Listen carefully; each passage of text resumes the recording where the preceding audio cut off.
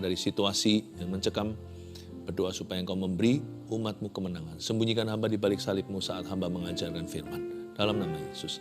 Amin. Puji Tuhan. Praise the Lord. Mari kita ambil Alkitab kita dan catatan.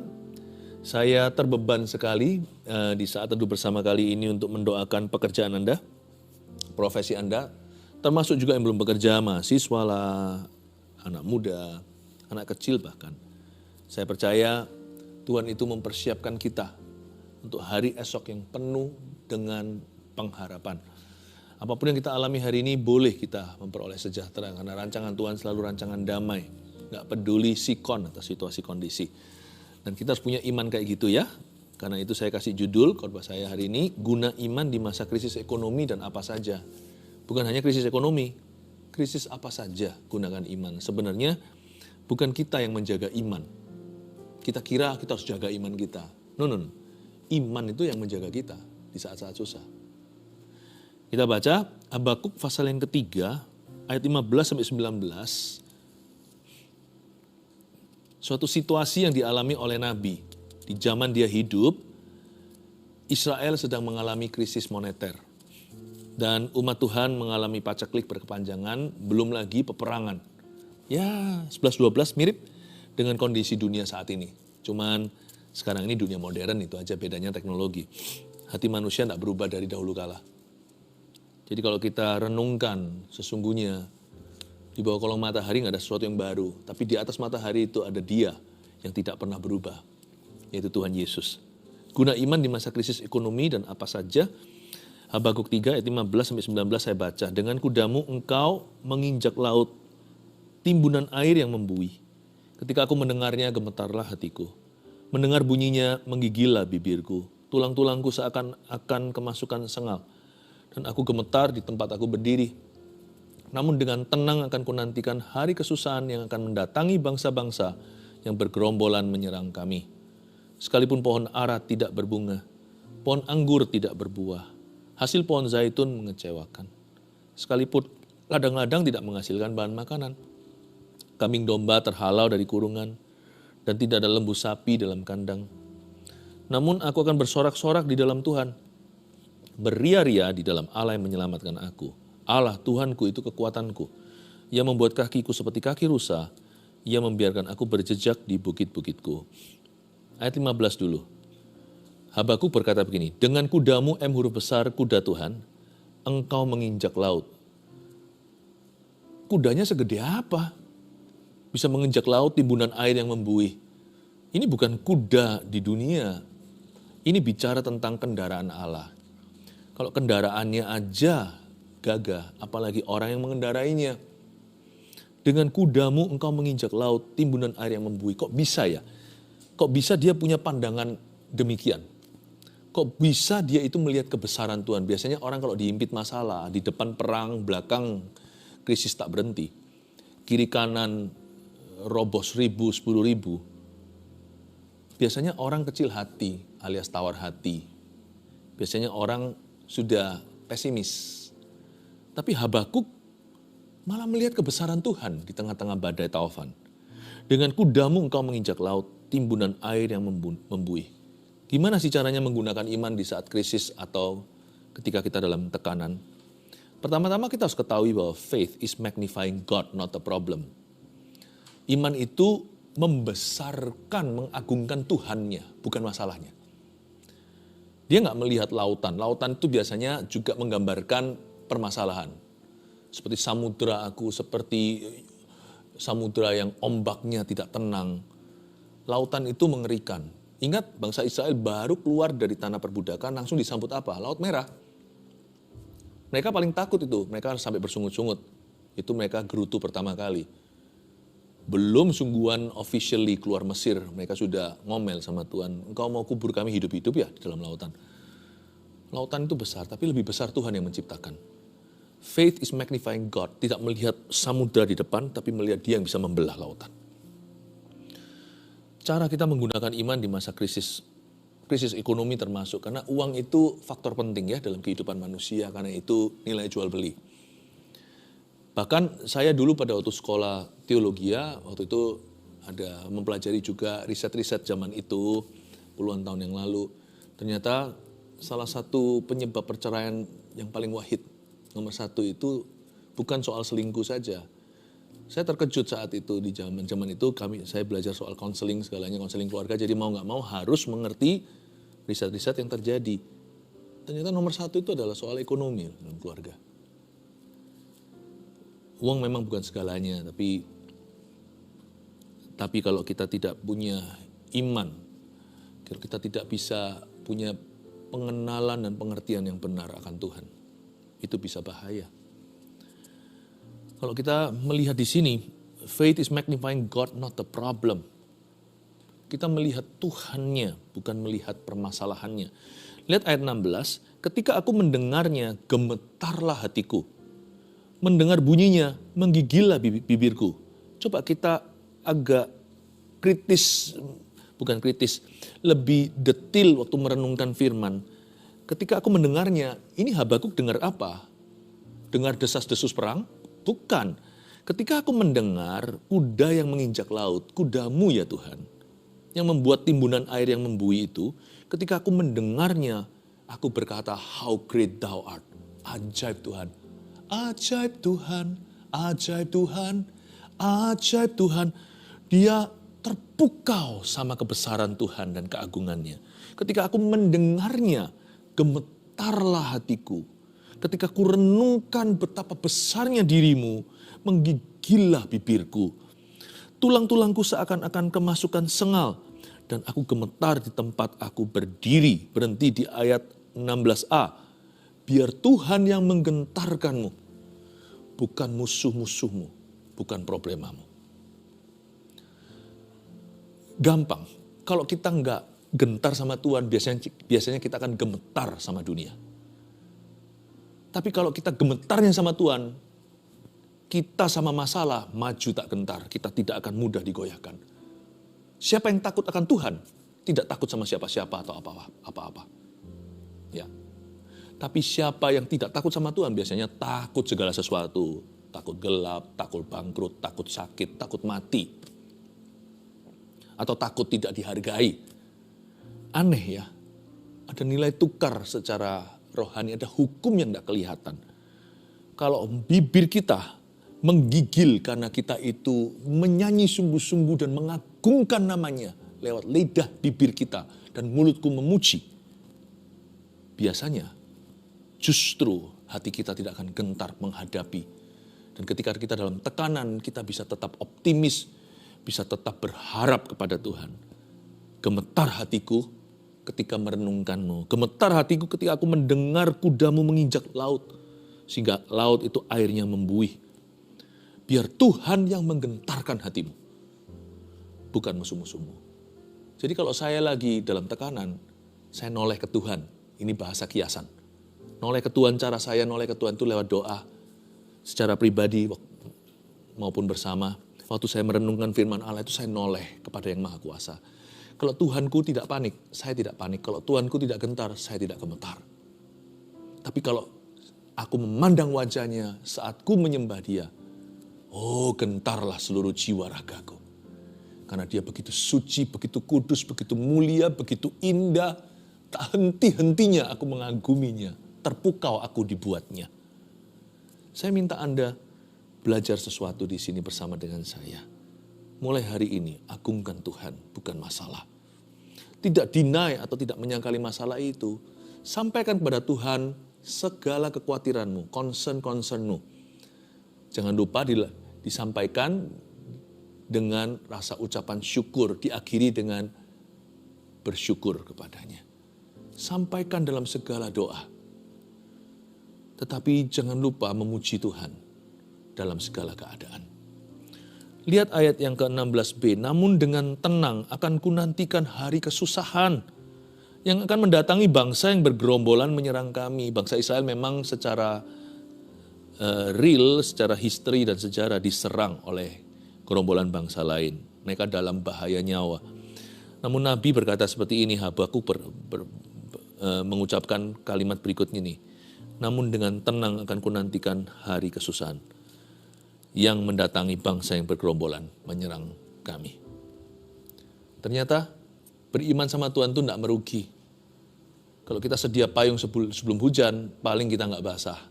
Kalau sedia iman sebelum tekanan, kita tidak akan bisa dihancurkan. Kadang-kadang memang berkat pertolongan Tuhan seolah pas-pasan. Tapi kalau Tuhan sudah alokasikan segitu, ya berarti itu cukup bagimu dan bagiku. Kasihnya selalu cukup, kasih karunia Allah selalu tepat. Tepat takarannya, tepat waktu pula. Bagi kita terlambat, tapi Tuhan punya rencana di balik semuanya itu. Timing Tuhan selalu tepat. Namun dengan tenang akan kunantikan hari kesusahan. Kok bisa ya lagi diserbu oleh gerombolan? Kok bisa dia tenang ya? Mau tahu nggak membuat orang tidak gila dalam tekanan, dalam problema bertubi-tubi. Satu belum selesai, datang satu lagi, silih berganti, kadang-kadang bersamaan lagi. Membuat orang tetap waras itu ternyata imannya pada Tuhan. Hingga semua masalah kita ada di luar kita. Tidak pernah masalah itu masuk ke dalam kita. Meskipun kita bisa gelisah, sedih, tapi itu justru membuat kita semakin kuat, semakin tabah. Aneh ya, orang yang berpegang pada Tuhan, dalamnya nggak bisa dihancurkan. Paling keadaannya di sini yang berbuih-buih. Paling situasi kondisinya yang tertatih-tatih.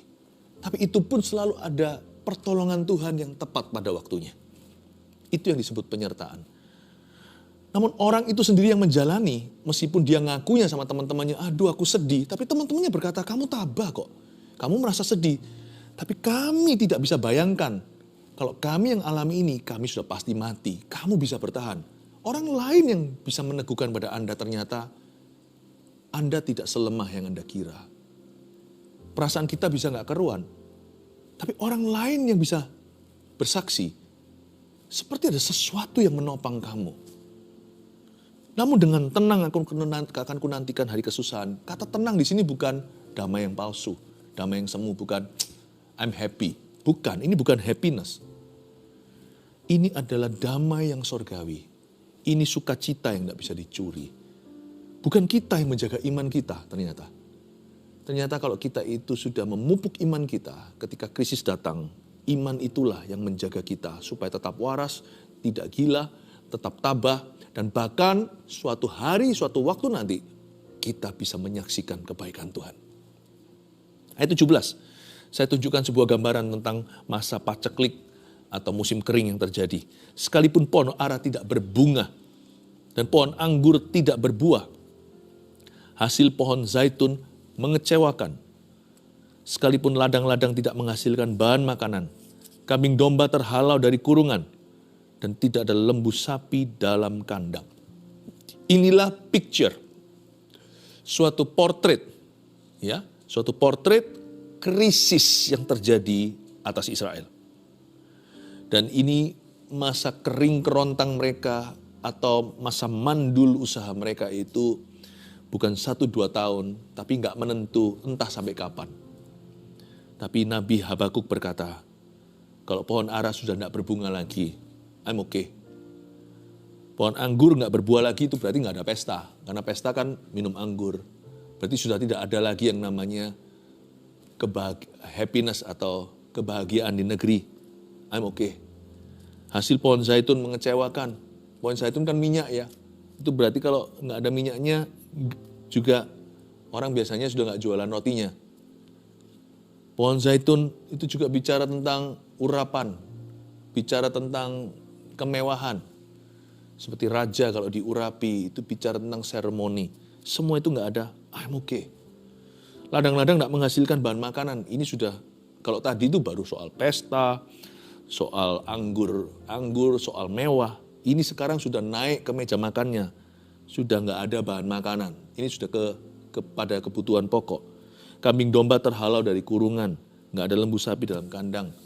Daging tidak ada. Bahan pokok tidak ada. Dia berkata, saya tetap percaya kepada Tuhan. Luar biasa. Apa yang lebih pokok daripada kebutuhan pokok? Manusia hidup bukan dari roti saja, tapi dari setiap firman yang keluar dari mulut Allah. Yang pertama harus kita kasih makan. Bahkan ketika badan kita kurang makanan pun adalah iman. Manusia tidak hidup hanya dari kebutuhan pokok jasmani. Manusia roh itu lebih berharga daripada manusia jasmani. iman kita nggak boleh mati oleh karena keadaan di sekeliling kita. Saya tunjukkan di ayat 18. Ternyata keadaan Israel yang serba perang dan dilanda krisis ekonomi tidak bisa mempengaruhi dalamnya Habakuk. Namun aku akan bersorak-sorak di dalam Tuhan. Wow, beria-ria di dalam Allah yang menyelamatkan aku. His inner man, manusia rohnya tidak terjamah oleh sikon atau situasi kondisi. Luar biasa. Justru orang yang kayak gini ini akan mengalami mujizat Allah. Saya jadi ingat Paulus dan Silas di penjara. Mungkin kita berkata, ya itu kan mereka. Enggak sih, kalau kita alami pada waktunya, penderitaan apapun Tuhan pasti memberi kita kekuatan yang cukup untuk itu. Paulus Silas pun tidak punya persiapan ketika di Filipi dia dipenjarakan. Malam hari, tengah malam lagi, dia dapat kekuatan entah dari mana, ya dari Tuhan lah. Untuk menyanyikan mazmur dan himnal. Sehingga goncanglah, itu mengundang kuasa sehingga terbukalah semua pintu penjara sampai sang penjaga penjara itu mau bunuh diri, tapi Paulus hentikan dan Paulus cegah dia. Ketika Paulus berkata, kami semua masih di sini, jangan lukai dirimu, malah jadi orang percaya. Paulus baptiskan seisi rumah tangganya. Lihat tuh, ketika dia alami, Tuhan memberi dia urapan. Kita sekarang mikirkan Paulus Silas, ya itu kan mereka, kan bukan saya. Tapi setiap kita punya urapan sendiri-sendiri. Urapan kita unik sesuai dengan keadaan yang menimpa. Sesuai dengan tantangan yang kita hadapi. Percayalah, imanmu itu akan mendatangkan urapan atas dirimu. Dan urapanmu itu akan tepat pada waktunya dan tepat guna pula. Tuhan akan mengurapi Anda seperti orang lain. Karena orang itu gak ngalami apa yang Anda alami. Tapi kalau Anda pakai imanmu dan tidak lepaskan pengharapanmu, kalau Anda sungguh-sungguh mencari wajah Tuhan dan merenungkan firman-Nya, manusia roh Anda itu tidak terjamah oleh keadaan. Hanya orang yang tidak terjamah manusia rohnya yang bisa bersorak-sorak dalam Tuhan. Kata bersorak-sorak itu outburst. Itu seperti gunung meletus dari dalam. Lalu lavanya keluar yang merah-merah. Api asapnya. Itu kan meletusnya dari dalam. Kata bersorak-sorak ini outburst. Letupan dari dalam dirinya. Ini bukan perasaan bahagia versi dunia. Mau happy apa sih di masa-masa krisis ekonomi? Tapi dia sangat optimis. Kenapa dia happy? Karena dia tahu dia akan menang. Karena dia tahu Allahnya akan bertindak. Karena dia tahu ini gak forever. Karena dia tahu ada jalan keluar. Karena dia tahu Tuhan berjanji dan akan genapi. Karena dia sepakat dengan Tuhan. Dia tahu Allahnya sanggup. Dia punya Tuhan yang besar. Yang sanggup melakukan segala perkara. Dia tinggal bersepakat aja, percaya pada janji-janjinya. Namun aku akan bersorak-sorak di dalam Tuhan. Dan beria-ria di dalam Allah yang menyelamatkan aku. Izinkan saya mengingatkan keluarga Saat Teduh. Bahwa di dalam krisis pun, tekanan apapun termasuk ekonomi hari-hari ini. Your crisis is temporary. Krisis Anda itu sementara. Paling lama tahu nggak sampai kapan? Saya ngomong gini jangan jadi hambar ya hatinya ya. Saya tidak imani seumur hidup Anda nggak keluar-keluar dari situasi ini. Tapi sekalipun, even so, meskipun tidak harus, tapi sekalipun ngomong buruknya, worst skenario skenario terjelek, paling lama cuman masa hidup yang sementara. Sedangkan kemuliaan yang menanti kita jauh melampaui penderitaan kita di dunia. Orang paling menderita, anak Tuhan paling menderita di dunia ini masih tidak seberapa. Ini hanya sementara dibandingkan kemuliaan kekal yang menanti kita. Tapi saya nggak beriman seumur hidupmu Anda berada di lubang singa. Saya percaya esok hari seperti Daniel, Tuhan akan mengeluarkanmu dari sana. Tapi izinkan saya mengingatkan bahwa sejauh selama apapun, seawet apapun masalahmu, krisismu dan krisisku di dunia ini, di hidup ini, apalagi krisis ekonomi itu hanya temporary. Hanya sementara. Mau tahu nggak apa yang kekal? God is eternal. Makanya selama orang mengalami krisis tekanan, problema masalah, termasuk krisis ekonomi, dan kepekerjaan, bisnisnya sepi, Kalau gara-gara itu meninggalkan Tuhan, rugi. Untuk sesuatu yang sementara Anda tinggalkan yang kekal itu kan keputusan yang bodoh.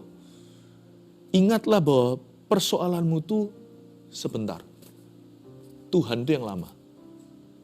Ingatlah bahwa problema Anda itu sementara. Allah itu selama-lamanya. Iman itu kau bawa sampai nanti.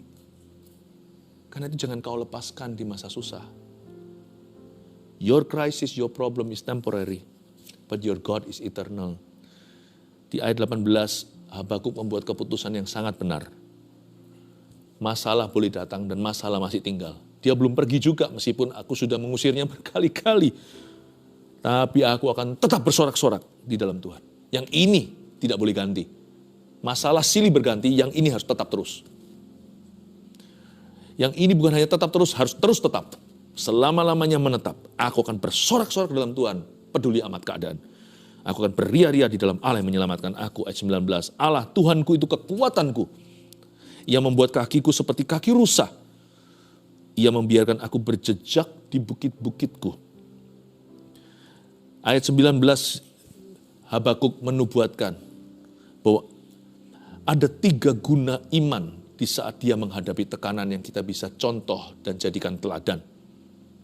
Waktu dia berkata, Allah Tuhanku itu kekuatanku, dia sedang mengatakan bahwa imannya menguatkan manusia rohnya. Poin nomor 1 Anda tulis ini, menguatkan manusia roh kita dalam ketenangan. Guna iman di masa krisis ekonomi, itu menguatkan manusia roh kita saat dalam tekanan. Dan iman itu akan memberi kita ketenangan. Orang tenang itu penting loh. Karena orang panik tidak diberkati. Biasanya orang yang justru panik sendiri, biasanya banyak hal tercuri. Belum lagi dia nggak bisa berpikir jernih. Ketika orang itu tenang, ada banyak solusi yang dia akan temukan. Dia menguatkan, yang namanya iman itu menguatkan manusia roh kita dalam ketenangan. Dan karena itu dia berkata di ayat pertama, ayat 19, kalimat ke-1, Allah Tuhanku itu kekuatanku. Alhasil kita akan memperoleh damai sejahtera yang melampaui akal budi manusia alias yang gak masuk akal. Karena our peace, damainya anak Tuhan itu beda sama orang dunia. Damai orang dunia itu lihat dulu, aku tenang sekarang. Setelah lewat, sekarang aku gak worry, aku gak khawatir lagi. Damainya anak Tuhan itu dengan iman. Sekalipun kita masih menghadapi, kita belum keluar dari bubble ini, kita sudah bisa tenang dan damai. Kalau kita beriman. Karena orang yang beriman itu melihat kekuatan Tuhan. Bukan lihat besar masalahnya. Damai kita itu berakar pada sebuah pengetahuan bahwa Allahku kuat. Dan bahwa Allahku lebih besar daripada segala sesuatu yang kuhadapi. Bahkan Tuhanku, roh itu, yang Tuhan taruh dalam hidupku lebih besar daripada roh-roh di dunia. Guna iman pertama menguatkan manusia roh kita dalam ketenangan. Lalu kalimat berikutnya di ayat 19, ia membuat kakiku seperti kaki rusa. Kedua, guna iman itu menjaga setiap langkah kaki keputusan kita indah. Saya suka lihat channel TV yang tentang hewan. Lebih suka fauna sih, hewan daripada flora atau bunga. Waktu saya lihat itu biasanya kijang, jalan gitu. Dan saya juga mengagumi yang namanya itu loh, mountain goats, kambing gunung. Kok bisa ya modelnya kambing gitu tapi lincah ya. Kok nggak bisa jatuh dari tebing gitu. Nggak bisa. Dia nggak grogi gitu. Dia nggak worry padahal itu tinggi sekali. Mereka nggak sadar kali kalau mereka di tempat tinggi, dianggap itu seperti mainan anak kecil. Tahukah Anda bisa lihat nggak? Tuhan menciptakan kaki mereka itu seperti lincah di tempat bahaya. Dia membuat kakiku seperti kaki rusa. Padahal kita dalam situasi yang berbahaya. Jangan lupa bangsa Israel di tengah perang dan krisis ekonomi yang luar biasa. Di zaman itu sungguh-sungguh segala sesuatu susah. Tapi aneh, dalam langkah-langkah kecil kelihatan seperti ada tuntunan. Ia membuat kakiku seperti kaki rusa. Kaki rusa bukan kaki singa. Kaki rusa bukan kaki gajah. Kalau kaki gajah bom, bom, bom besar gitu ya. Langkah besar. Kaki rusa itu kan bisa skip, bisa lompat begitu. Apalagi kalau rusa kecil yang seperti Bambi gitu, lucu. Saya dulu tinggal di Kanada waktu saya sekolah. Kerap kali di halaman belakang kami, tempat saya tinggal, itu ada rusa datang. Dan kalau dia dengar suara orang keluar gitu karena mereka hewan liar, itu larinya cepat sekali, lincah sekali langsung masuk ke dalam hutan. Itu kakinya itu kok nggak terhantuk batu ya? Kalau kita lari seperti itu manusia biasanya kita pasti akan jatuh. Kita pasti nggak mungkin selincah demikian. Kayaknya Tuhan memang kasih rusa itu kaki yang gampang sekali dan ringan. Meskipun dia itu hewan lemah karena dia selalu dimangsa. Jangan kira hidupmu itu sekarang jadi korban dimangsa. Sekalipun jikalau sekarang masalah menekan Anda, jangan punya mentalitas korban. Doa sama Tuhan, pakai imanmu. Bilang gini, Tuhan jaga ya setiap langkah kecil kakiku itu, setiap keputusanku itu, buatlah indah. Aim for small successes. Coba targetkan sukses-sukses kecil ketika kita di dalam tekanan atau di dalam krisis ekonomi. Ini bukan ajari kita untuk pelit atau tidak punya visi yang besar. Tapi jangan muluk-muluk. Belajar untuk libatkan Tuhan dalam perkara-perkara kecil. Jangan maunya pokoknya all or nothing. Pokoknya sama Tuhan tuh maunya pokoknya begini, kalau enggak usah sama sekali. Jangan begitu. Di dalam perkara-perkara kecil itu nanti kakimu seperti kaki rusa yang bisa lompat-lompat ringan. Enggak tersandung apa-apa. Bisa luput dari bahaya. Dalam keputusan-keputusan kecilmu nanti itu terletak kemuliaan Allah. Belajar syukuri 5 roti 2 ikan. Jangan lihat lautan 5.000 orang yang perlu makan. Nanti Anda akan lihat mujizat lebih dekat.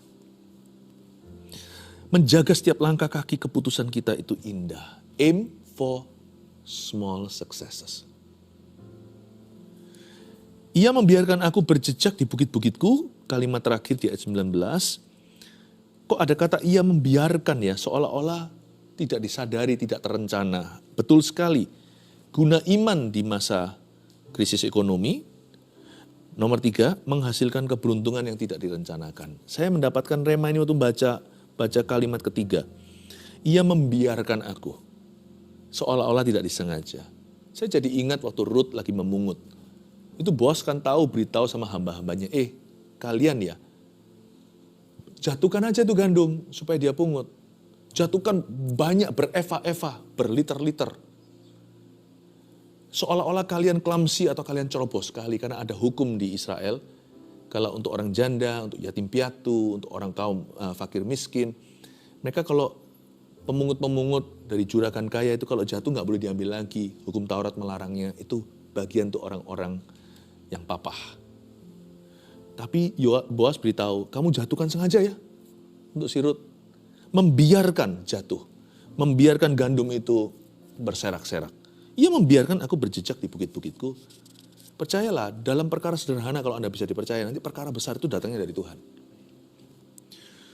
Menghasilkan keberuntungan yang tidak direncanakan itu sungguhan, itu guna iman. Nggak tentu kita harus mengklaim sesuatu yang besar, tapi nanti lihat ya, tanpa kita sengaja mana ada rusa itu waktu di bukit dia sadar di bawah itu bukit seperti kambing gunung tersebut. Mungkin dia nggak sadar kalau dia seperti kita, sebagian besar kita takut tinggi. Udah grogi, udah jatuh dari atas sana, udah mati. Dia nggak sadar itu Orang yang lihat baru tahu, wow. Nanti lihat ya, ada banyak perkara-perkara terbesar di hidupmu itu bukan karena kau rencanakan. Kalau saya hari ini mau sungguh-sungguh evaluasi, ada banyak perkara-perkara yang hari ini saya sendiri geleng-geleng kepala, kok bisa ya? Ini sungguh-sungguh kasih karunia Allah. Itu betul. Kalau saya ceritakan satu persatu itu karena saya tidak sengaja didorong Tuhan masuk ke situ. Segala sesuatu termasuk saat teduh bersama ini mana kita rencanakan, mana tahu pandemi. Tugas kita kan cuman minta setiap langkah kecil kita dituntun Tuhan. Nanti keberuntungan itu kan datangnya dari Tuhan. Bukit-bukit itu kan bicara tentang ketinggian, kemenangan. Bicara tentang berkat-berkat Tuhan. Guna iman di masa krisis ekonomi dan di masa krisis apapun juga, ada 3 yang saya berikan di sini sebagai pesan profetik dari Tuhan Yesus untuk keluarga Saat Teduh. Guna iman, nomor 1, menguatkan manusia roh kita dalam ketenangan. Peace be with you. 2, menjaga setiap langkah kaki keputusan kita indah. In small decisions, in small steps, langkah kecil, small successes. Ya, jangan remehkan perkara kecil. 3, menghasilkan keberuntungan yang tidak direncanakan. Lalu kalimat terakhir penutupan dari Habakuk 3, ada tulisan untuk pemimpin biduan dengan permainan kecapi. Sudah dapat teorinya kan? Ayo sekarang nyanyi, gitulah ya. Untuk pemimpin biduan, redo dengan permainan kecapinya, nyanyikan lagu ini.